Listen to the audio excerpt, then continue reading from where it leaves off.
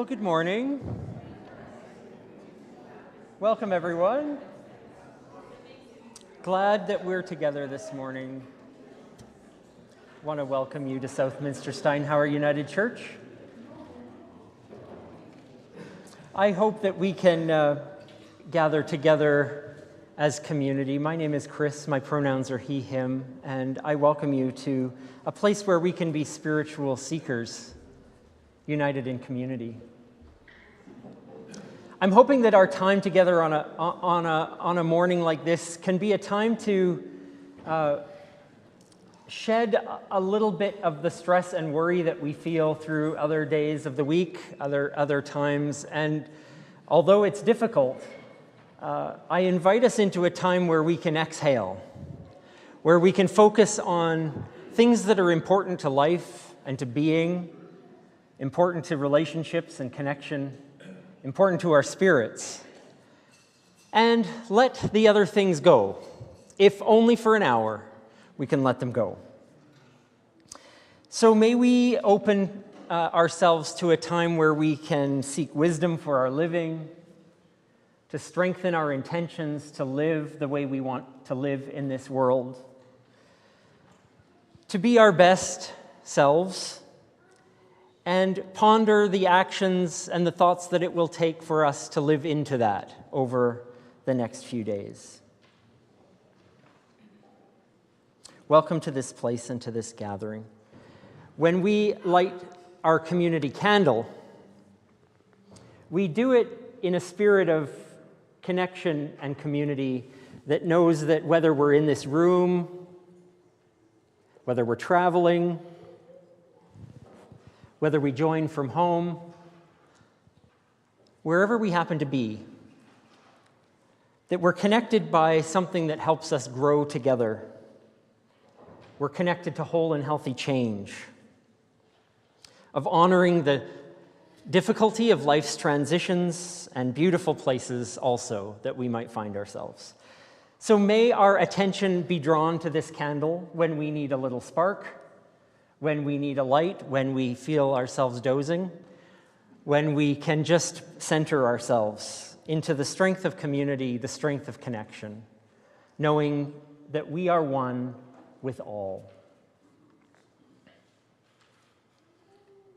And so I invite us then into our time of welcoming and affirming, that we might see ourselves in the words that we speak, that we may see each and every one of our neighbors in the words that we speak, and be reminded that our goal is to welcome, to affirm, to build community wherever we happen to be. So, whether you join in voice or join in spirit or just read along, I think we need that slide to be...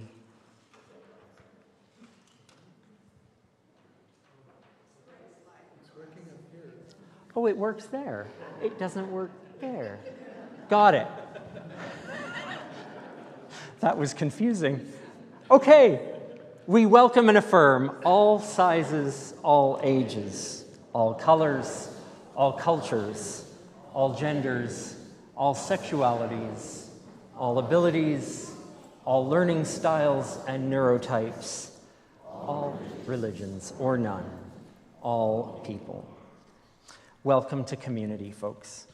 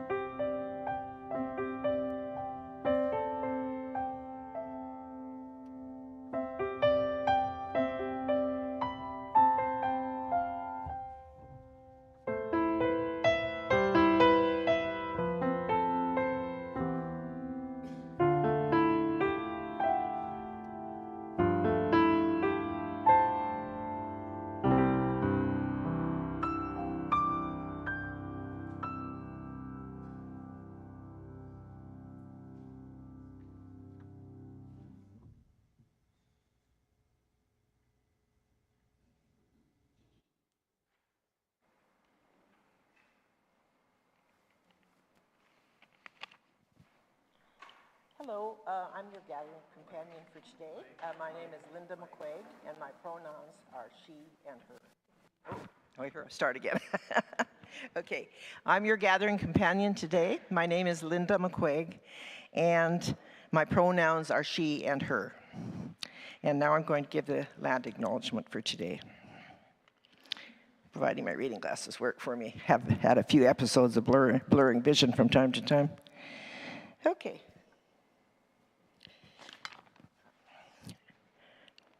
To stop and recognize the value of our time. Is it working? Okay. To stop and recognize the value of our time and place is to acknowledge the value of this moment. To recognize our land as traditional territory. To see its long history. Reaching beyond colonization and the establishment of a European colonies that set up a system in which we can say we can own or rent this land that we call ours. To acknowledge the traditional land helps us see the significance of the indigenous peoples who lived and continue to live in the places where we are, whose practices and spiritualities are tied to the land and continue to develop in relationship to the land and its other inhabitants, a teaching from which we must always learn. And so today, here in Edmonton and area, as well as in the Saskatoon area, we recognize that we are situated on Treaty 6 territory, traditional lands of the many First Nations and the Métis people. Wherever you are, may you recognize the great and long history of the place and the land you find yourselves. This could apply when we're traveling and visiting as well in other countries. And may these moments lead us to the intentions and actions to live in strong relationship with the earth and all the planet's people and creatures.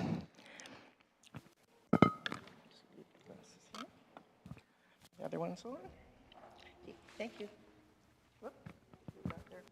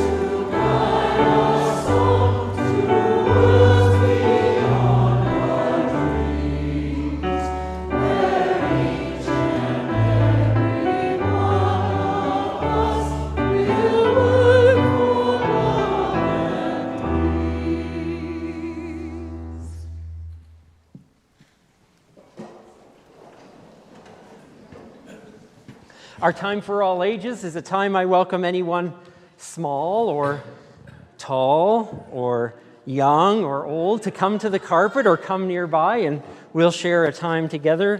Today I've got a story to share.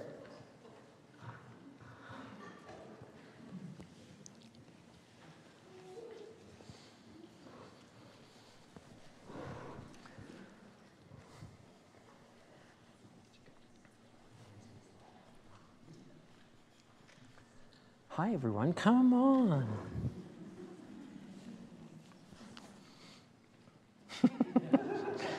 You're here. You're here.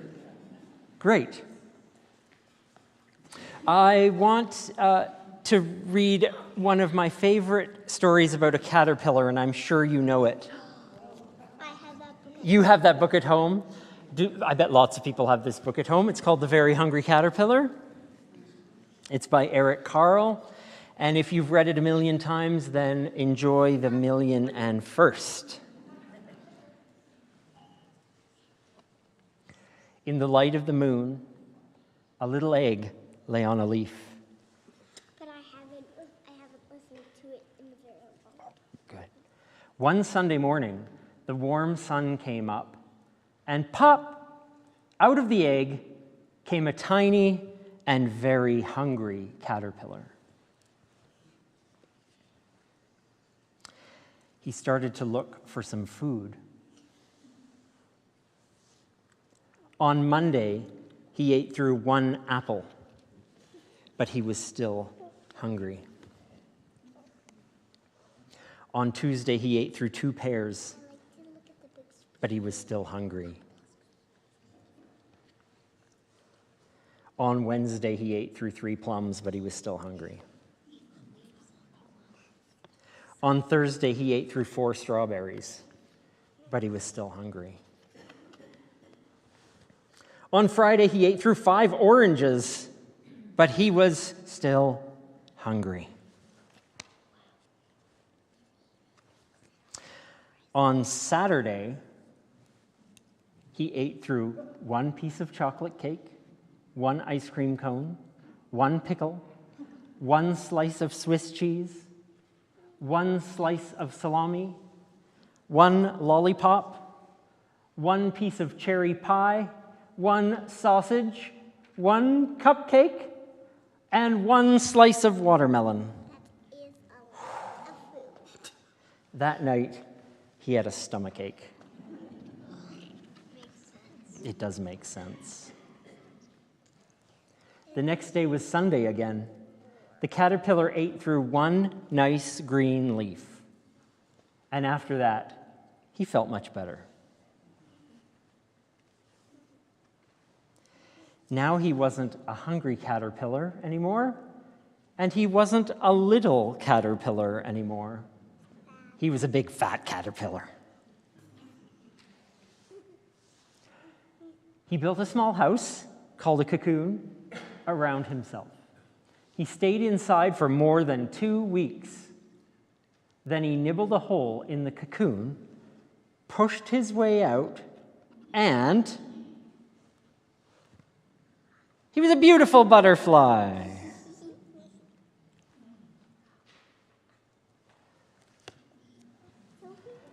I think that maybe I have read that story. It's been a long time since I've read that story out loud, but I think I've read that story many, many times. She's already crawling. She has a couple teeth. Oh my gosh, crawling and teeth. Amazing. And here she comes. She's hungry. A hungry, hungry baby. I wanted to talk about the hungry caterpillar because we all end up, well, we eat every day, don't we? We're hungry, hungry humans.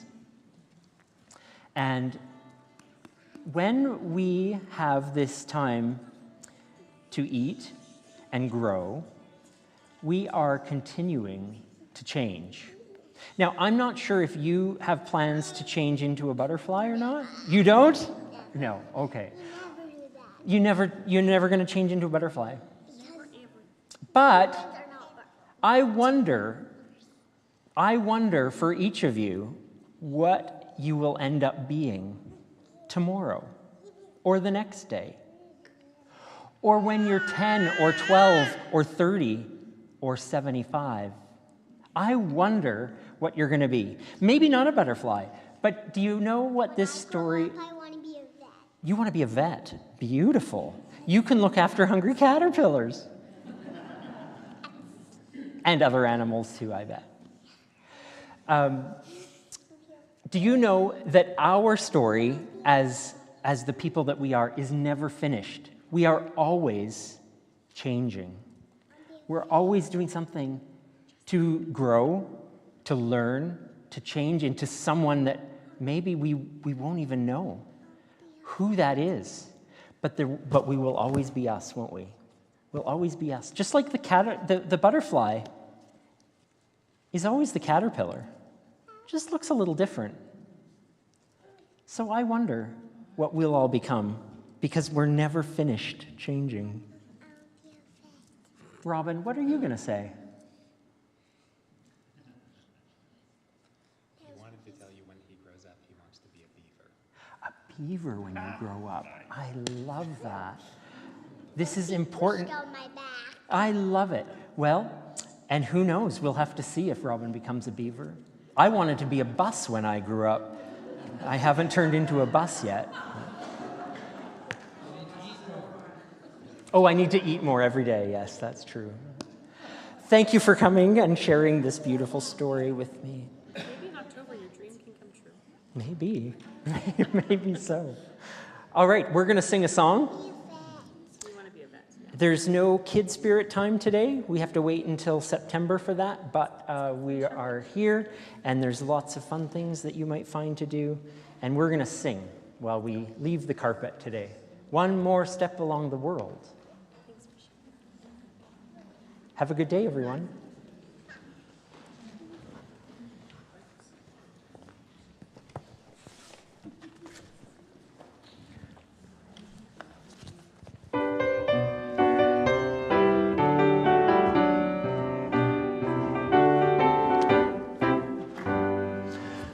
One more step along the world I go. One more step along the world I go. From the old things to the new, I'll keep traveling, spirit true. It's from the old I travel to the new. I'll keep traveling, spirit true. Past another corner of the world I turn, more and more about the world I learn, all the new things that I see, I'll be sharing with this family. And it's from the old I travel to the new, I'll keep traveling, spirit true. I'll need courage when the world is rough. I'll need loving through the world is tough. Live and sing in all I do. I'll keep traveling, spirit true. And it's from the old I travel to the new. I'll keep traveling, spirit true.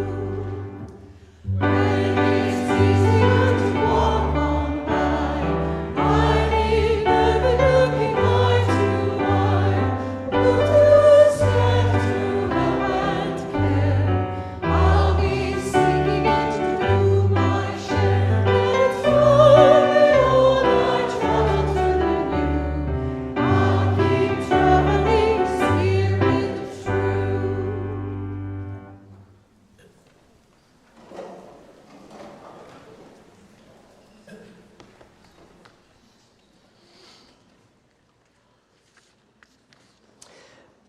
We have a little bit of time to share the life and the work of this community and the things that are coming up and things we need each other to know about. So if you've got anything to share this morning about upcoming events, please make your way to the front. And while you're doing that, I'll just share a few things. The first is, of course, an important one, a thank you. Thanks and gratitude for all that you give to this community. There are boxes at the back, and Many of you put in an envelope, many of you give online, many of you are on our automatic withdrawal system called PAR, and we appreciate all of these ways that you contribute. And so many of you give your time and do so many things. So thank you for all of that, and we appreciate all that we can do because of it.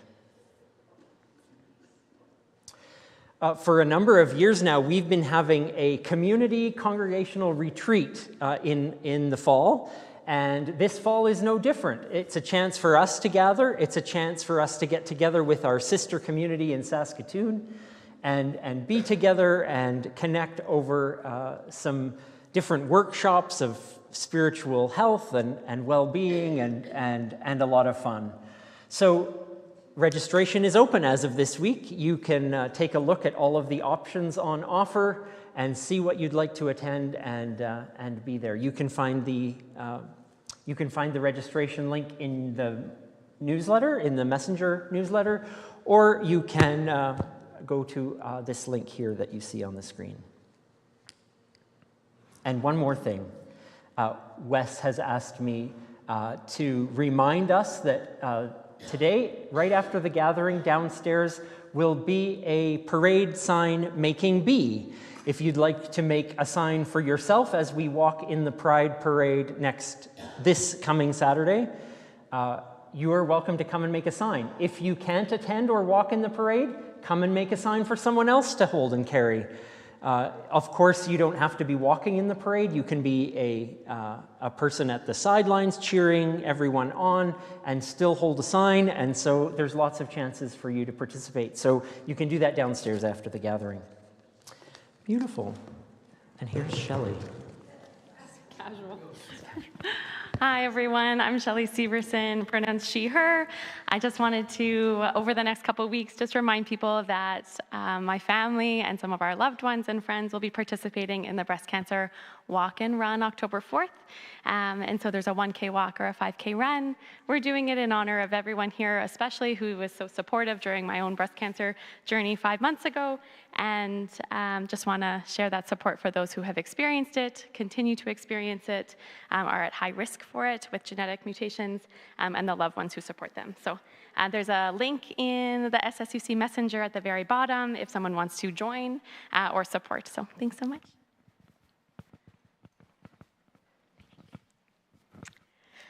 And on Monday the 24th, anyone who would like to come and learn more or help us learn more about English language, 24th.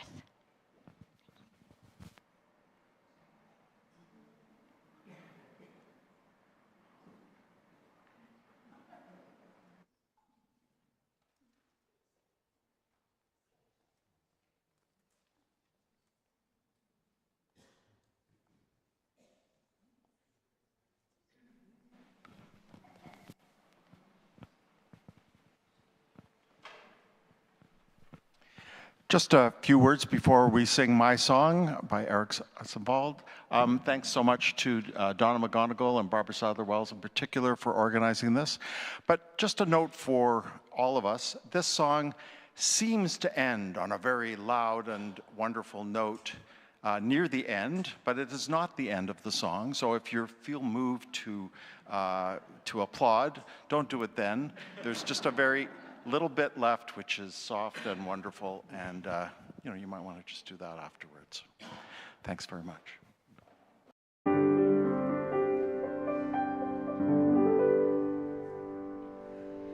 This song of mine will find its music around you like the fond arms of love.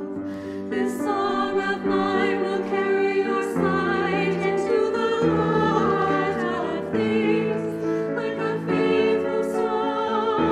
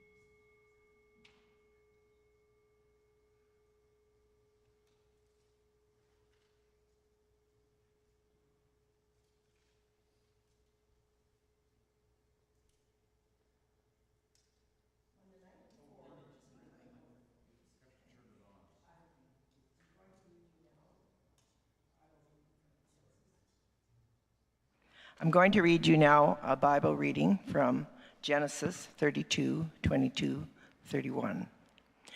On the night before he was to face his brother again, Jacob rose and took his family, his companions, and all that belonged to him, and sent them across the river. And I could say Jacob, or I could say Jacob. So I guess I'll say Jacob. And Jacob was left alone. In the darkness before the morning came, someone wrestled with him until daybreak. Neither one could easily prevail. The struggle went on through long hours of the night. And when the stranger saw that Jacob would not let go, he touched Jacob's hip, and Jacob was wounded in the wrestling. And then the stranger said, "Let me go, for the day is breaking." And Jacob said, "I will not let you go unless you bless me." And the stranger asked him, "What is your name?" And he answered, "Jacob." And then the stranger said, "You shall no longer be called Jacob, but Israel, for you have struggled with yourself, with life, and with others, and with all that is sacred, and you have endured." And there, in that place, Jacob received a blessing. The sun rose upon him as he passed from that place. And Jacob walked on, carrying both the wound and the blessing. These are words from the ancient Hebrew tradition. May we find wisdom for our living.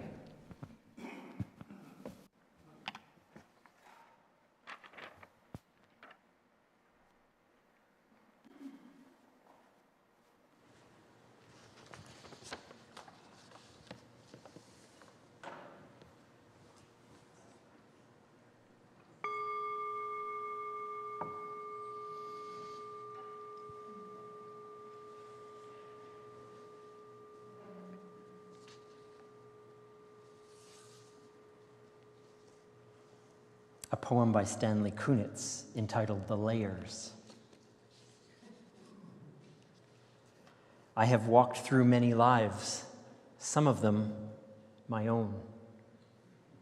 And I am not who I was, though some principle of being abides, from which I struggle not to stray. When I look behind, as I am compelled to look before I can gather strength to proceed on my journey, I see the milestones dwindling toward the horizon, and the slow fires trailing from the abandoned campsites, over which scavenger angels wheel on heavy wings. Yet I turn, exulting somewhat, with my will intact, to go wherever I need to go, and every stone on the road precious to me. In my darkest night, when the moon was covered and I roamed through wreckage, a nimbus-clouded voice directed me. It said, "Live in the layers, not on the litter." Though I lack the art to decipher it, no doubt the next chapter in my book of transformations is already written. I am not done with my changes. In the words of this poet, may we find wisdom for our living.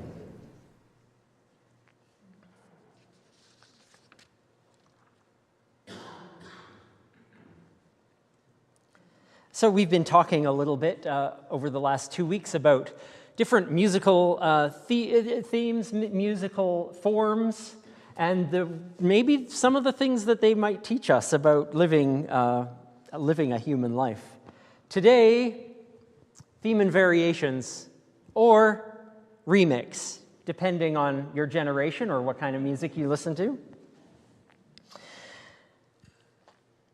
In music, a theme and variations begins with something very recognizable. It introduces you to a melody. Clear enough that you can hear it, that you can remember it, maybe even hum it or sing it. And then the composer begins to play with it. Just like the title says, theme and variations, it goes through a number of transformations and different ways to treat the melody. It might come back slower or faster or brighter or darker. It might be stretched out or condensed or move into a different key or whatever. Sometimes the theme is obvious and sometimes it's hidden enough that we really have to listen for it. But through all the changes, something of the original always remains. The music keeps becoming something new without completely losing the melody at the start. You get it. So I thought I would play you an example. And I thought I would play you perhaps, well, there's lots of famous examples, but this one is at the same time very simple and also very complex. It is from Mozart. 12 variations on the French folk song, À vous dirai-je, maman, which you will know by another name. So I'm going to play you he plays the theme. Mozart isn't playing this. The pianist plays the theme, and then I've included 2 or 3 variations. So, I mean, there's 12. We're not going to listen to all 12, but I've chosen 3 that kind of illustrate the point. So here we go. Mozart's 12 theme and variations on a melody that you will at once recognize.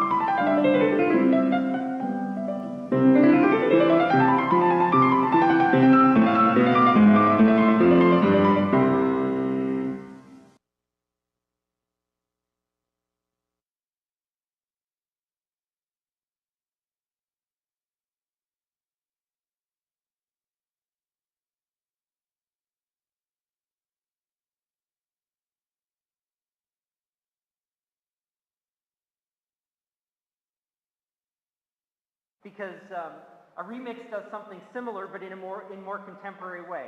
In modern music that we hear today, a remix takes material that already exists, gives it a new context, a new beat. I don't have any microphone. Okay, so remix, more contemporary, takes music and gives it something new. Maybe a song we thought we knew suddenly feels totally different. Maybe it feels danceable when before it wasn't, or spacious, or haunting, or joyful in a different way. So the original hasn't disappeared, but whoever's done the remix has done it for a particular purpose. So let's go to the club, shall we? Mamma mia, here I go again. My, how can I resist you? Not as we remember ABBA. Wait for it.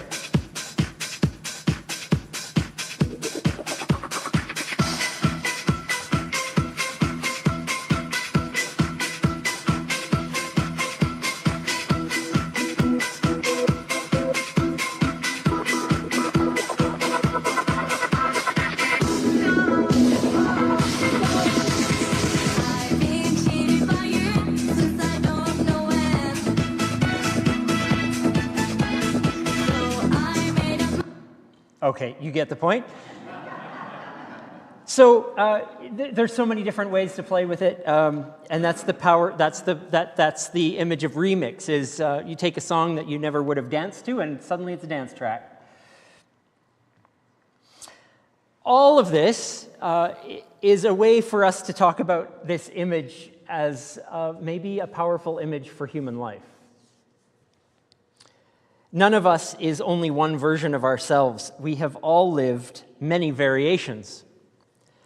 We've been children, we've been students, friends, partners, workers, caregivers, parents, neighbors, seekers, doubters, builders, beginners, experts, beginners again.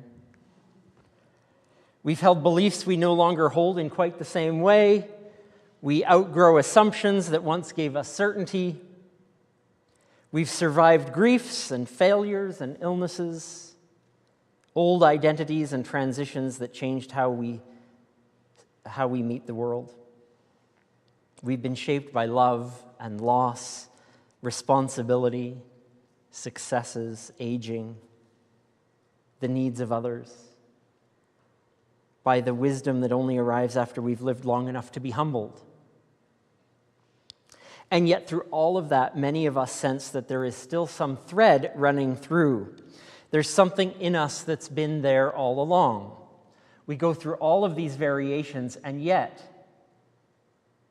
can we still find the caterpillar in our butterfly?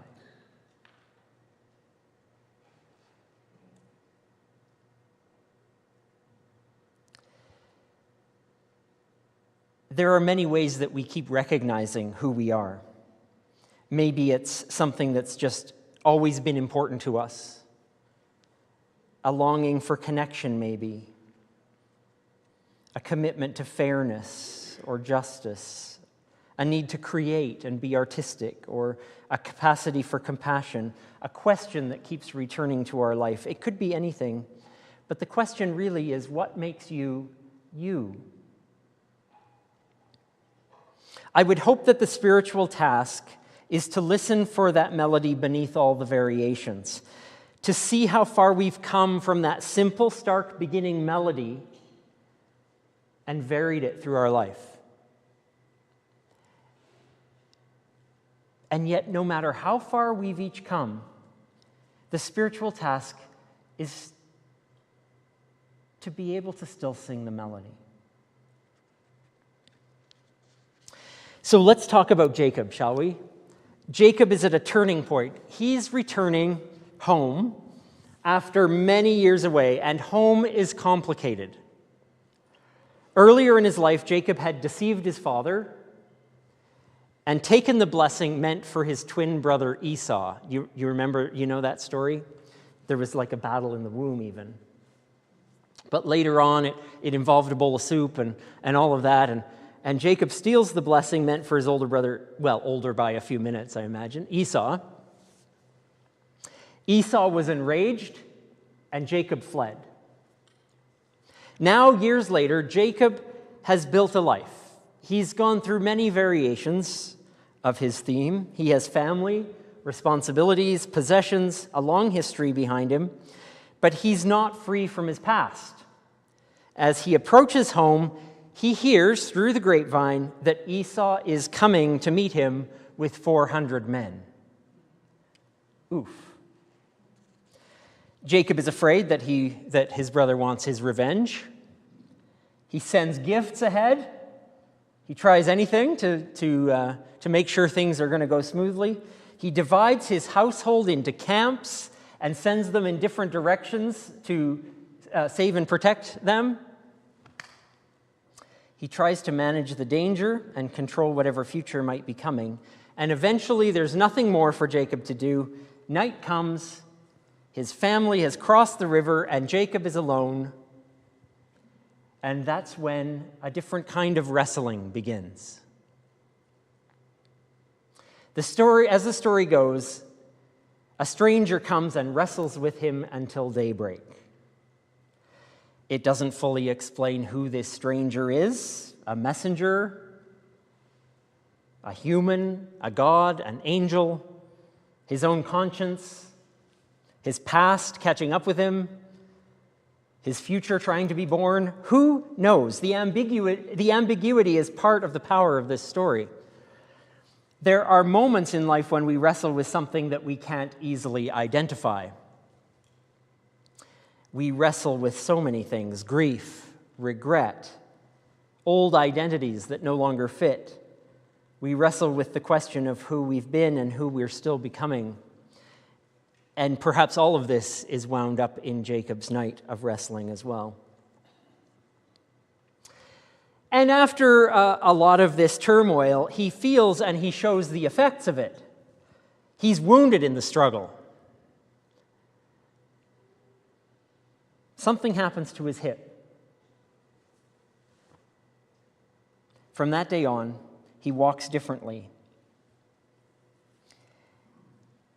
It's interesting that this happens.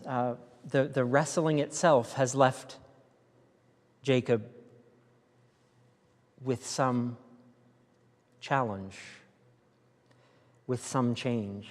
Growth doesn't always arrive as a clean, inspirational moment, does it? Sometimes the experiences that change us also mark us forever. And so near daybreak, the stranger says, "Let me go." And Jacob says, I will, but not until you bless me. I mean, we're getting the feeling here that blessing is a big part of this ancient culture, right? We bless strangers. We bless family. It's a part of the exchange. And so to leave someone without a blessing just isn't right. And so he asks for that blessing. He refuses to leave that night only with pain. But something has to come out of this, something else. He insists on something of value, some wisdom, some blessing, some new possibility. And the stranger asks his name. Weird, after a whole night of wrestling with each other, they finally get around to names. And he tells the truth. He says, "My name's Jacob." He names who he's always been. He names the old story, the old pattern, the old self. He can't escape who he is. None of us can. He sings the original melody. Through all the variations, the simple truth of who he has been returns plainly. And that's the moment when the stranger gives him another name, Israel. The story says that this name means that he has struggled and prevailed. Jacob isn't erased. He's given a new name. He's still Jacob, and he's also Israel. The old theme remains, but a new variation begins. Wound and blessing. Wound and blessing together. Sometimes they're carried in the same body at the same time. This story, I don't think, is saying that Jacob's past no longer matters or that he's forgiven everything. I mean, he has yet to meet his brother, after all, or that earlier chapters of his life have been deleted. Instead, he becomes more than the story he's already lived. His life is remixed. The material is familiar, but the arrangement changes. The past may become soil rather than a prison for Jacob. We don't grow by discarding every former version of ourselves, do we? We grow by learning what to carry forward, what to reinterpret, what to release. The child we were still holds wonder for us. The younger adult we were may still hold courage, idealism, energy. Our mistakes may hold lessons and become part of our wisdom.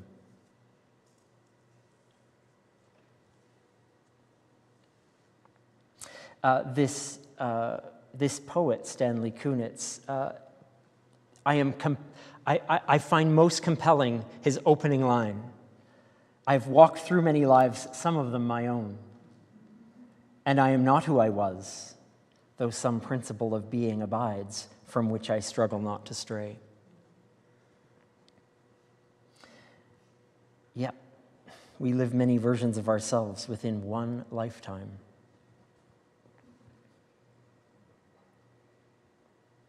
I wonder if this is one of the gifts of aging for all of us, no matter what stage of aging we're at. If we're willing to receive it, aging is not simply loss, though it does include loss. It's also the accumulation of variations. We begin to see how many selves we have been. We begin to understand that identity is not fixed, but a living composition. There's grief in that because some versions of ourselves we really liked. They were inspired, but maybe can't be recovered.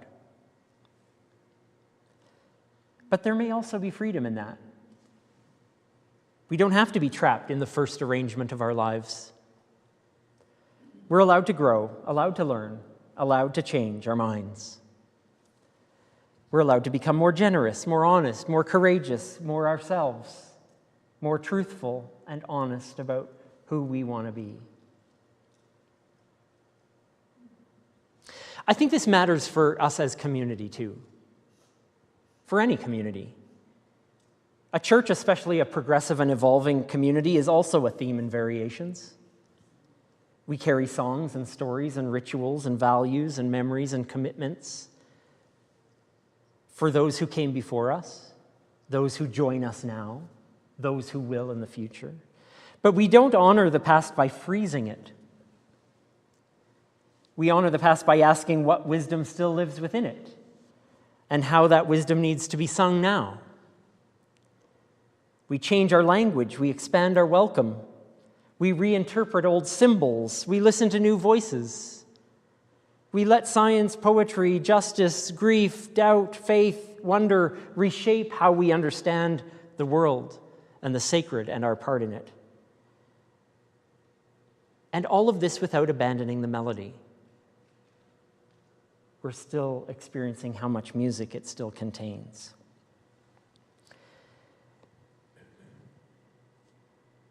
What variation or remix is currently playing out in our lives? That's maybe an impossible question to answer. How does it echo what we've always been, and how does it differ? Is it recognizable, or does the original thread still reappear? What tune are we still singing? And what just needs a good dance club remix? So, like we talked about with the children, none of us are finished. Not fixed. It doesn't matter what age we're at. As many of you know, my mother is in her last days.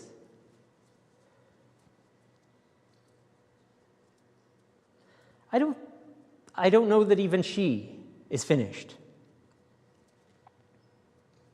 2 days she ate a whole container of orange ice cream, so I suspect that her love of ice cream, if that's the song she's singing right now, then that's the song we'll let her sing.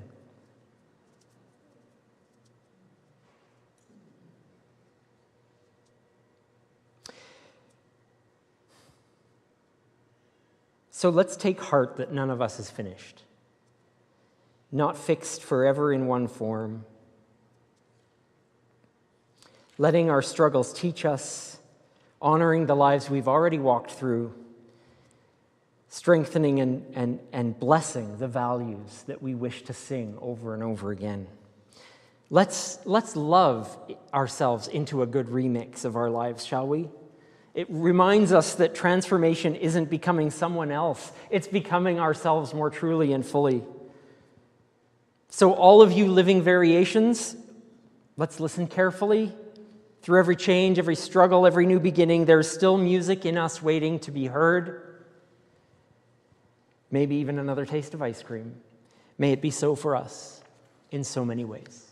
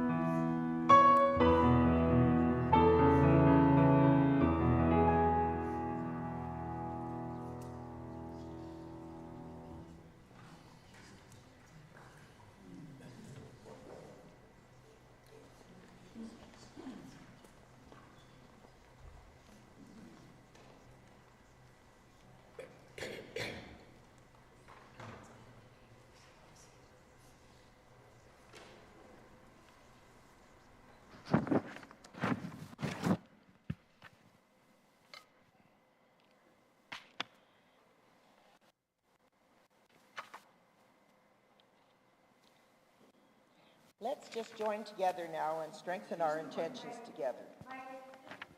Oh, let's join together now and speak our intentions together.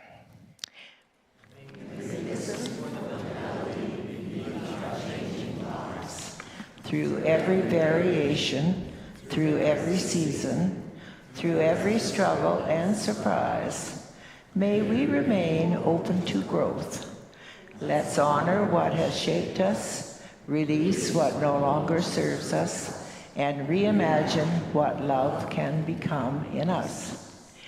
If we do that, perhaps we can open ourselves to be remixed by wisdom, renewed by courage, and rooted in compassion. We celebrate the ways we will carry both wound and blessing to become more fully who we are.